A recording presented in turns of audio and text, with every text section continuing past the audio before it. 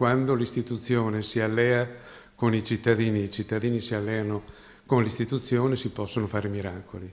Furti vicino allo zero a Povegliano, 5.000 anime, 500 cittadini impegnati attivamente a controllare chiunque entri od esca dal paese. 8 i gruppi dell'Associazione del Controllo del Vicinato attivi nel comune con un capo d'eccezione. Il sindaco è a capo del controllo del vicinato. Riusciamo a controllare di fatto quasi tutto il comune.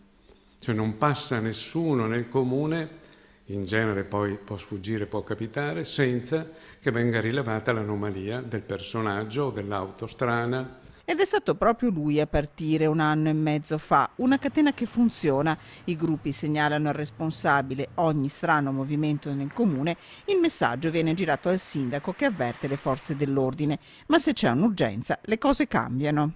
Se c'è un problema di urgenza particolare sarà il responsabile del gruppo o il singolo cittadino che chiama immediatamente le forze dell'ordine.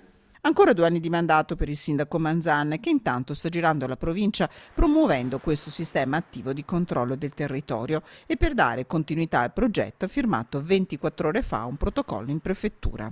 Con il protocollo firmato ieri con la prefettura ci daremo un'organizzazione anche diversa, responsabilizzando ancora di più i cittadini, i capi gruppo, chiamiamoli così, i referenti nostri e i vigili del comune.